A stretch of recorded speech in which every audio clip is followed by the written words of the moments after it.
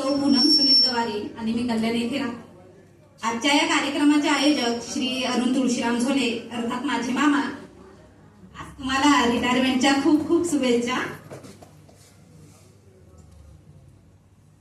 आजच्या कार्यक्रमाचे प्रमुख पाहुणे आणि उपस्थित नातेवाईक सर्वांना माझा नमस्कार. आज मी झोले मामा यांच्या प्रेमाखातर आपल्या समोर बोलायला उभी आहे.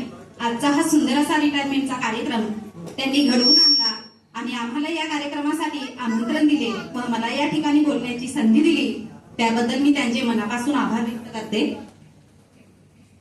परक्यांनाही आपलेसे करतील असे काही शब्द असावेत, परक्यांनाही आपलेसे करतील असे काही शब्द असावेत, शब्दांनाही कोडं पडावं अशी काही गोड माणसं असावीत, शब्दांनाही कोडं पडावं अशी काही गोड माणसं असावीत. किती मोठं भाग्य असतं जेव्हा ती माणसं आपली असतात, किती मोठं भाग्य असतं जेव्हा ती माणसं आपली असतात. असेच आमचे प्रेमळ मामा आहेत. भाकरीचा चंद्र शोधण्यात जिंदगी बर्बाद झाली, भाकरीचा चंद्र शोधण्यात जिंदगी बर्बाद झाली. या ओळी ऐकायला थोड्या वेगळ्या वाटतात, पण कविवर्य नारायण सुर्वे यांच्या या ओळी आहेत आणि त्या आठवल्या की फक्त मध्यमवर्गीय माणूस, सामान्य माणूस नजरेसमोर येतो. परंतु मी अशा एका व्यक्तीच्या सानिध्यात वाढले आहे की केवळ उपजीविकेसाठी आपलं आयुष्य वाया न घालवता त्यांनी लेखन, वाचन, मनन, चिंतन केले. एक प्रगल्भ व्यक्तिमत्व, मितभाषी असूनही चार चौघांमध्ये स्वतःच्या विचारांचा ठसा उमटवणारे असे माझे मामा. पूर्ण वेळ नोकरी करून आठवडाभराची धावपळ असायची, कामात गुंतलेले असायचे. रविवारचा दिवस भरपूर वाचन करणे आणि घरात कौटुंबिक जीवनात रमून जाणे हा त्यांचा नित्यक्रम. पण यामध्ये कधी चिडचिड नाही, आरडाओरड नाही की स्वतःचे अस्तित्व दाखवून देण्याचा प्रयत्नही नाही. माझ्या घरामध्ये चमच्यावरही नाव असता कामा नये. मी तर या जगात महासागरातील केवळ एक बिंदू आहे या तत्वांप्रमाणे त्यांनी सर्व व्यवहार केले, आजही करीत आहेत. अशा प्रकारची ऋषितुल्य व्यक्ती माझे मामा आहेत, याचा आम्हाला सार्थ अभिमान आहे. समाजाने मला काय दिले यापेक्षा मी समाजाला काय देऊ शकतो या भूमिकेत ते सतत कार्यरत राहिले. नोकरी संपली आता पुढे काय, नोकरी संपली आता पुढे काय अशा अनेक निवृत्त होणाऱ्या व्यक्तीला प्रश्न पडतो, परंतु निवृत्तीनंतर त्यांना एकदाही असा प्रश्न पडणार नाही. उलट नोकरी संपली की त्यांच्या प्रतिभेला पंख फुटतील असे मी आनंदाने म्हणते.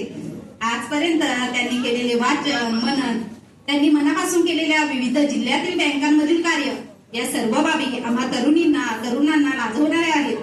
त्यांचं वाचन, चिंतनाने समृद्ध झालेल्या विचारांमुळे त्यांचा मूळचा सामाजिक दृष्टिकोन अधिक व्यापक झाला आहे. प्रत्येक व्यक्ती समाजाचे देणे लागतो. प्रत्येकाने तन, मन, धन समाजाच्या कामासाठी यथाशक्ती लावावे याचा वस्तुपाठ त्यांनी आपल्या वागण्यातून आमच्या समोर ठेवला आहे. अशा या ऋषितुल्य, निस्पृह, स्थितप्रज्ञ व्यक्तिमत्वाचा अर्थ आम्हाला लाभला आहे. आमच्या पुढच्या पिढीला घडवण्याचे बळ देण्याकरता त्यांच्या मायेची पाखर आम्हाला अशीच लाभावी हीच परमेश्वराकडे प्रार्थना करते. अनेक माणसे पाहिली पण तुमच्यासारखी तुम्हीच, अनेक माणसे पाहिली पण तुमच्यासारखे तुम्हीच, स्वतःसाठी सगळे जगले पण आमच्यासाठी जगणारे तुम्हीच, दुःखद प्रसंग अनुभवले पण धीर देणारे तुम्हीच, दुःखद प्रसंग अनुभवले पण धीर देणारे तुम्ही, स्वतःच्या डोळ्यांनी जग पाहिले पण नवी दृष्टी देणारे तुम्ही, अनेकांनी शब्द दिले पण पूर्तता करणारे तुम्हीच, अनेकांनी शब्द दिले पण पूर्तता करणारे तुम्हीच. विनम्र अभिवादन करते मनोभावे मी. आम्हाला शाबासकीची थाप देत ज्ञानवंत करणाऱ्या, आयुष्यभर इतरांना मार्गदर्शन करून प्रोत्साहन देणाऱ्या मामांच्या या प्रामाणिक कार्याचा आज गौरव आहे. आयुष्य कसे जगावे याबाबत मोलाचे मार्गदर्शन करू त्यांच्या प्रति प्रेम, आदरयुक्त भीती अशी दुहेरी भावना आहे. त्यांच्याशी बोलले की आमच्या मनात खूप पॉझिटिव्ह एनर्जी येते. मामा, तुम्ही म्हणजे लोखंडाचे सोन्यात रूपांतर करणारा परीस आहात.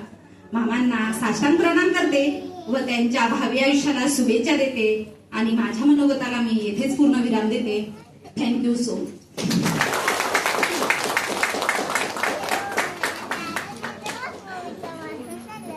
खूप छान.